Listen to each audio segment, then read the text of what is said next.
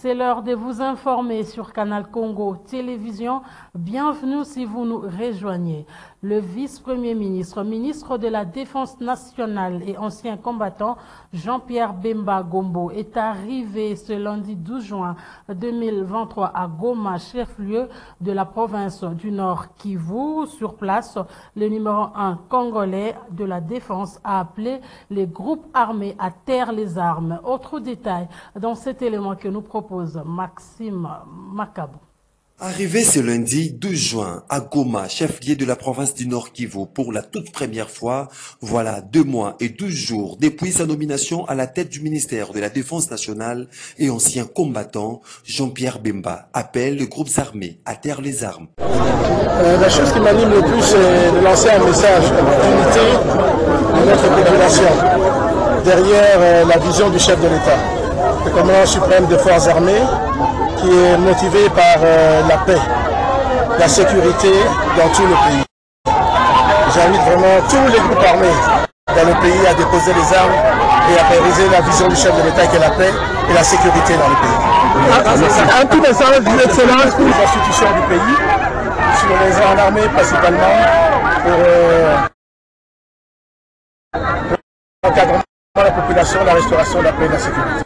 Après son accueil, le vice-premier ministre Jean-Pierre Bemba s'est rendu au centre conjoint de coordination des opérations militaires entre les forces armées de la République démocratique du Congo et la mission d'observation des Nations Unies pour la stabilité du Congo pour une réunion stratégique. Jean-Pierre Bemba Gombo séjourne à Goma après que le gouvernement congolais ait obtenu une évaluation du mandat de force régionale de l'Est Africa Community. Et puis à l'Assemblée nationale, les auditions des vice-premiers ministres de la Défense ainsi que de l'Intérieur à la Commission Défense et Sécurité ont été reportées au mercredi 14 juin 2023 suite à leur déplacement au CCK, a indiqué le président de cette commission, Bertrand Mobondi. Suivez. Ce qu'il faut retenir, c'est que nous saluons l'implication de toutes les institutions dans la situation sécuritaire de la République, que ce soit à l'est de la République, que ce soit à Kwamut et dans toutes les autres provinces. Et depuis un temps, vous allez constater que le commandant suprême lui-même, non seulement il est totalement impliqué, mais il a su amener les autres institutions, et là je parle du gouvernement, mais aussi du Parlement, à suivre le pas pour que nous puissions avoir un œil très regardant sur la situation de la République. Et pour aujourd'hui, les 2 vice-premiers ministres ayant été empêchés, le vice-premier ministre de la Défense se trouve à Goma pour l'instant pour aller suivre un peu la situation par rapport aux opérations qui s'y déroulent. Le vice-premier ministre, ministre de l'Intérieur, il est au Sénat.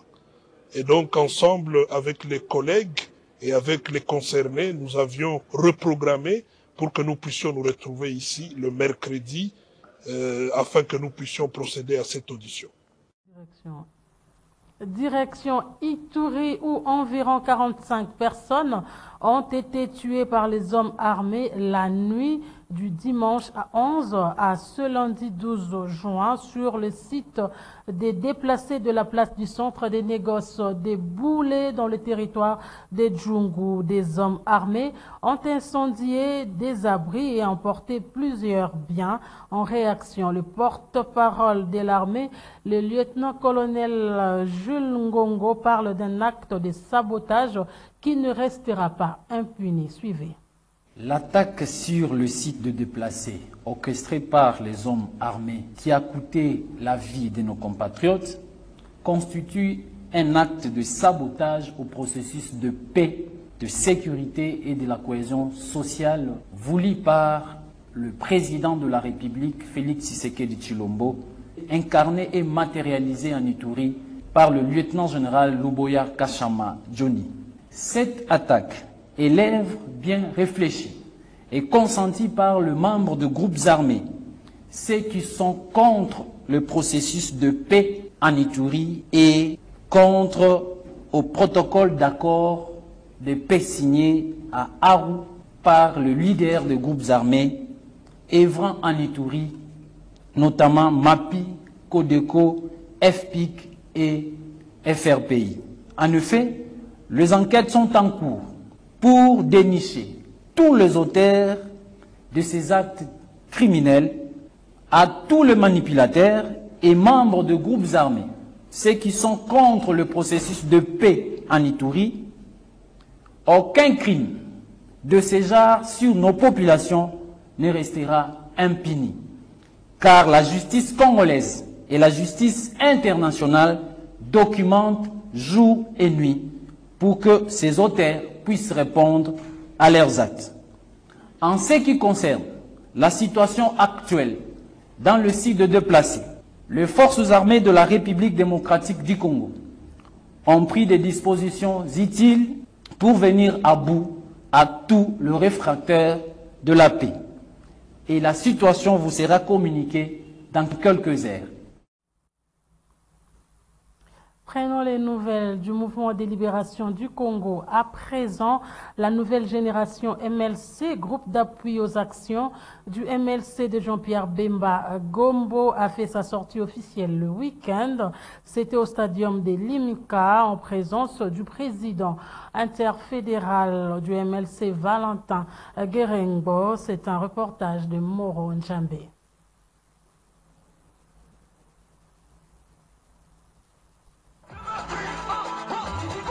C'est dans un stadium de Limka plein comme un œuf qu'a eu lieu la sortie officielle de la nouvelle génération MLC.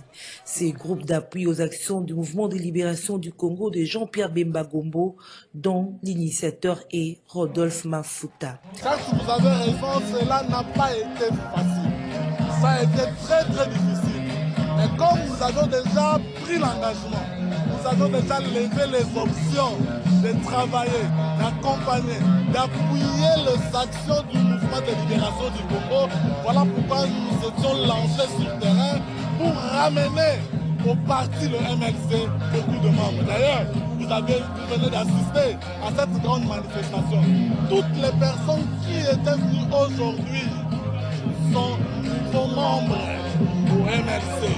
Nous les avons pris sur la route, dans leur maison, dans le Wendé, le marché, un peu partout, dans le point des abus, dans le rond-point, pour les ramener au MLC.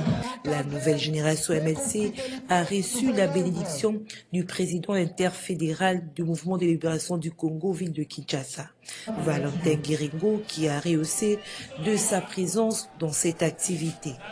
Des emblèmes du parti ont été remis à l'initiateur de la nouvelle génération MLC par le secrétaire national du MLC en charge des associations et regroupements politiques, Dongoye Momombutu. Une façon de l'encourager dans l'atteinte de ses objectifs.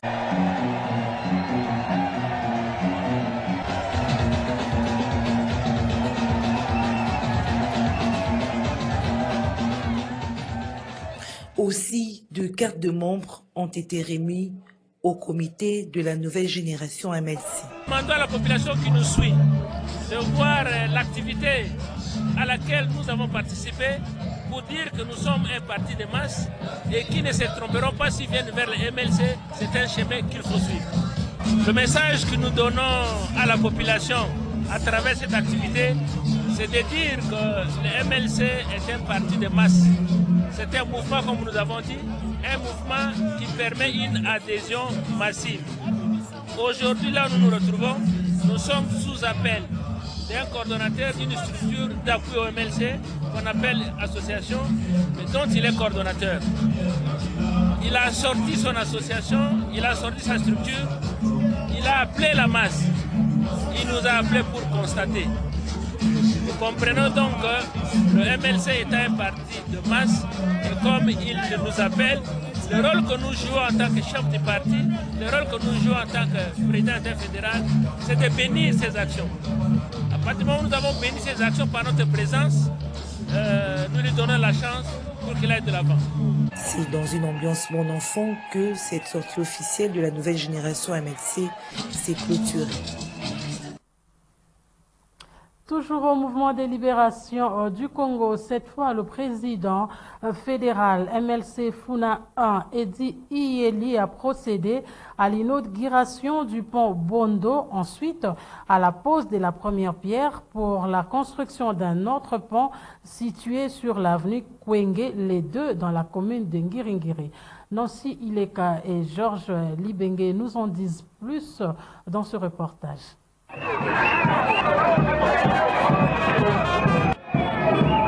Le terrain Bondo était pris d'assaut par les membres du mouvement de libération du Congo MLC et ceux de la fondation Iyeli Molangi Edi, où une grande manifestation avait été organisée pour accueillir leur leader incontournable Edi Iyeli Molangi, qui est venu procéder à la pose de la première pierre pour la construction du pont Kwenge situé dans la commune de Ngiringiri.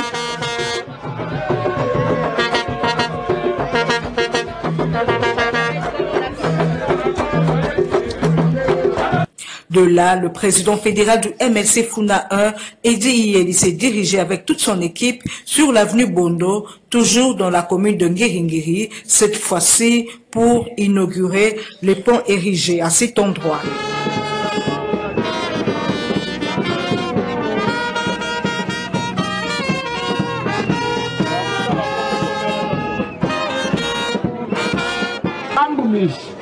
Wikala wambulisha bakazi bakamba ni bana bansia umuji ubambulisha ubavesa bilamba utuvesa nzolo utuvesa losi utuvesa vija vyakuza zambi akwambulisha akuvunizila matuko aburu.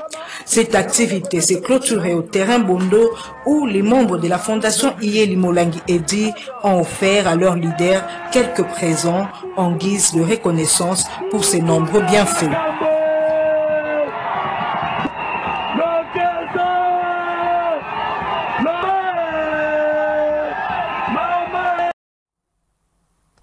Prenons connaissance de ce communiqué de la Ligue des femmes du mouvement de libération du Congo avant de poursuivre avec ce journal. La présidente nationale de la Ligue des femmes du MLC, vu la décision numéro 005/ML/2019 portant nomination des membres de la Ligue des femmes du mouvement de libération du Congo, vu la décision numéro 009/ML/2019 du 13 décembre portant création, organisation et fonctionnement de la Ligue des femmes du mouvement de libération du Congo, vu la décision numéro 010/MLC/2019 portant nomination des membres de la Ligue des femmes pour la ville de Kinshasa, considérant la nécessité d'organiser la Ligue des femmes et de redynamiser le parti au niveau des fédérations de la ville-province de Kinshasa, considérant les statuts particuliers de la Ligue des femmes, vu l'urgence décide. Acte 1, article 1 plus tôt, est nommée présidente interfédérale de la Ligue des femmes pour la ville de Kinshasa, Madame Likunde Mboyo Fifi. Article 2, sont nommées vice-présidente interfédérale en charge de la mobilisation et implantation, Madame Edumba Dumba Patricia, vice-présidente en charge de la mobilisation et implantation, Madame Kalume Béatrice, vice-présidente en charge des questions politiques et finances. Article 3, sont abrogées toutes les dispositions antérieures contraires à la présente décision faite à Kinshasa le 6 juin 2023 pour la Ligue des femmes, Madame Koy Mafuta Bernadette. Et puis les regroupements politiques Réveil populaire POP, coordonné par Claude Ibalaki, a fait sa sortie officielle le dimanche 11 juin à Kinshasa. Au cours de cette cérémonie, le REPOP a décidé d'accorder un deuxième mandat à Félix Antoine Tshisekedi aux élections de décembre 2023. Bijouchela et Niwapezo étaient là pour le compte de CCTV. Suivez.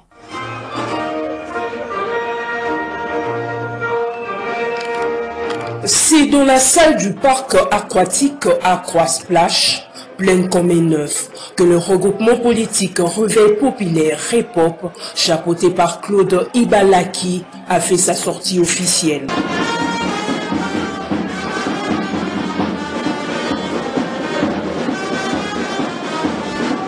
Ces regroupements politiques Réveil populaire composés de plusieurs partis politiques, notamment Cause commune, Alliance pour un Congo nouveau, Union populaire républicaine, le Congolais, ainsi que les personnalités indépendantes, s'assignent comme objectif fédérer les forces en faveur d'une victoire écrasante de scrutin de décembre 2023 en accordant un second mandat au président de la République, Félix-Antoine Tshisekedi Tshilombo.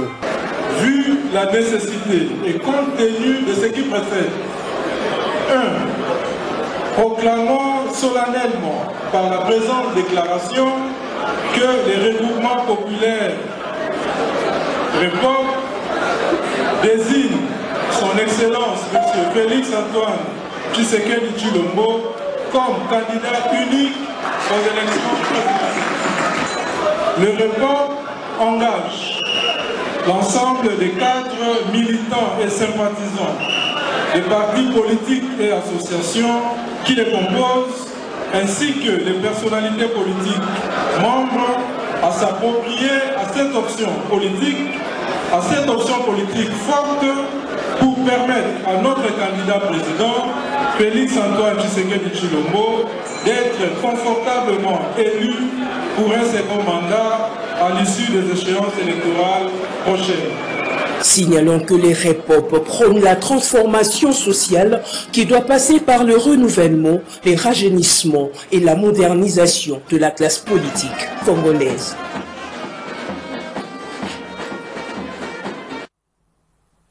Et dans le reste de l'actualité, le parti politique Action commune pour la République continue à enregistrer des adhésions. C'est lundi 12 juin 2023. L'ancien gouverneur de Lomami, le député provincial Edouard Mulunda, a signé son adhésion devant le premier vice-président et le secrétaire général de l'ACER. Suivez. C'est à 11h du matin de ce lundi 12 juin 2023 que le député provincial Edouard Mulumba, élu de Ngandajika, est descendu au siège de l'Action commune pour la République ACP sur l'avenue Kabinda, numéro 2 dans la commune de Kinshasa. Il était question pour cet ancien gouverneur de la Lomami de signer son adhésion à ce grand parti politique.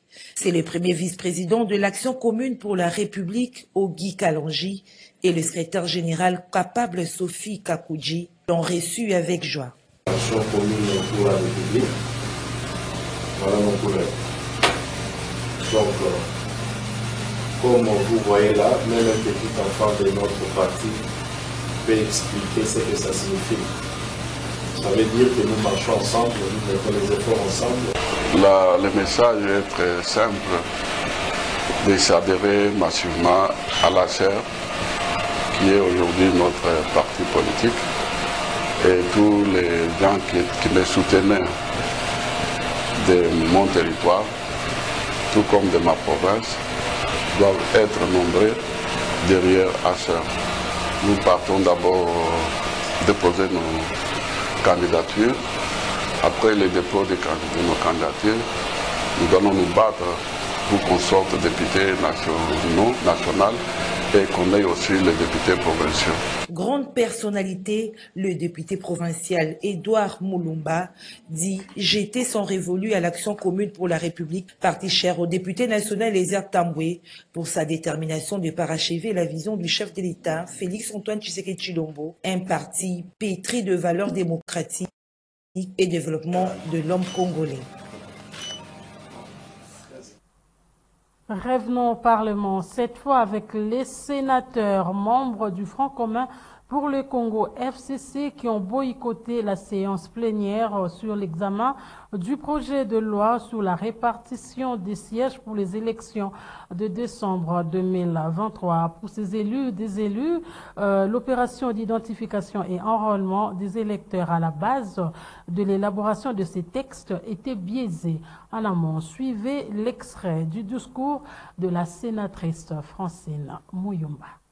Le projet de loi sur la répartition des sièges que le Sénat examine en ce jour s'est déroulé dans un contexte de fraude, d'amateurisme et l'absence criante d'un audit externe crédible, les rendant non fiables. Le temps pour les détails fait défaut, honorable président. Tout ceci démontre le caractère peu fiable du processus électoral qui présage des élections chaotiques et frauduleuses dans notre pays. Nous n'allons pas accepter cela, honorable président. C'est pourquoi, tout en refusant d'accompagner la dictature actuelle, le sénateur membre du Front commun pour le Congo, FCC en sigle, décide de ne pas participer, comme vous le savez, à l'examen et au vote d'un projet de loi déjà biaisé et corrompu, aux conséquences dramatiques. Et puis la dépréciation du franc congolais face au dollar américain sur le marché ne cesse de surprendre la population de la ville-province de Kinshasa. C'est le constat établi au centre-ville par Christian Kapepula et Junior Bolafa.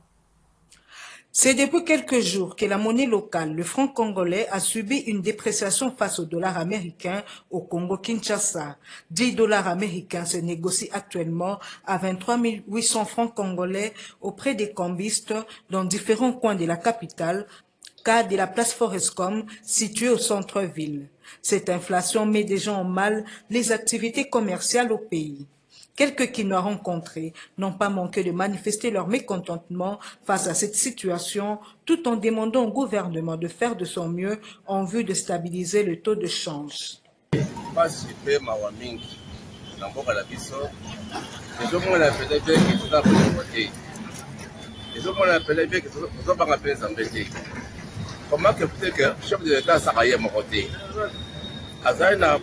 Gouvernement mobile, tozana gouverneur de la ville bazali, mais ils ont quand même dans ndenge doit jouer matin. On dirait responsable de la finance azate, on dirait bawe baza concerné dans service en bazate. Donc eza façon il y a pour minimiser le soulèvement de l'État, c'est pas bon, c'est pas bon. Ce qui est l'ingénieur de la téléphone, tout l'ingaye dans ma caméra, dans les peuples, tout ça fait visionnaire. Dans le dernier moko, azala souci que moko est bon. Il de là ils ont 24 000 francs. On a de là matamata, mais ma salaire est là. Les jours du matin moqué, de là ils ont matamata. Les jours on a dans les jours matamata, salaire les a moqué.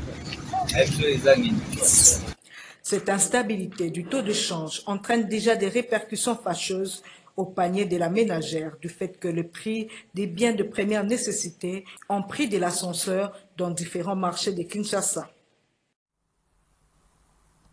Terminons avec cette célébration de la journée internationale contre le travail des enfants. Que pensent les parents congolais de cette journée? Les éléments de réponse dans ce reportage que nous proposent Nancy Ileka et Christian Kapepula. Agir maintenant, mettre fin au travail des enfants est le thème retenu pour la célébration ce 12 juin de la Journée mondiale contre le travail des enfants. Une journée qui a pour but de promouvoir des actions de prévention et de sensibiliser sur la réglementation en vigueur pour lutter contre le travail des enfants et mieux protéger les victimes. Cependant, le travail des enfants est interdit car nuit-il au bon développement de l'enfant, particulièrement s'il est amené à effectuer des tâches physiques. Pour quelques parents rencontrés au centre-ville, la faute incombe aux géniteurs de ces enfants qu'ils qualifient d'irresponsables. Parents, particulièrement ça d'abord, c'est aussi un verset biblique, Ephésiens chapitre 6. Comme on a premier verset, nous les parents, nous avons le devoir envers nos enfants. Quels sont ces devoirs-là? Les éduquer, les élever, leur montrer la voie du Seigneur, les héberger, les encadrer. Donc, vraiment, on a une promesse divine, on a des parents. Mais ce que tu as dit, les parents sont irresponsables. Ils sont na balabala, alors que nous côté kamai, azo sala bisala ya makasi kutu ezala niveau na yete. Ba mususu te kilumbe lo kuta mwana mukime azo nka akoma porteur. Non, moi ça me fait très mal. L'État faut na biso ba parents, na l'État il fallait tout la likambo wana. Les parents ils ont une bonne ngai na kondala mingi ba parents oyo batikaka bana bazana na âge ya koluka bazana bana mike bangone mutu bana bayaka na mutuli biso ne ba parents tolengaka tango baye fa tozwa charge na bango ya kubokola bango ti bakoma na moment oke bakoki kolibere bango asisi classe ya tosala ba parents batiki babilo okoli déjà yeba nini kosedeki bina mais moi naza na baage ba 8 ans 7 ans 10 ans. L'éradication du travail des enfants nécessite une approche systémique et des politiques efficaces pour renforcer les systèmes de protection sociale, l'éducation et les opportunités du travail décent pour les parents. Ce journal est terminé. Merci de votre attention particulière. Prenez soin de vous et de vos proches.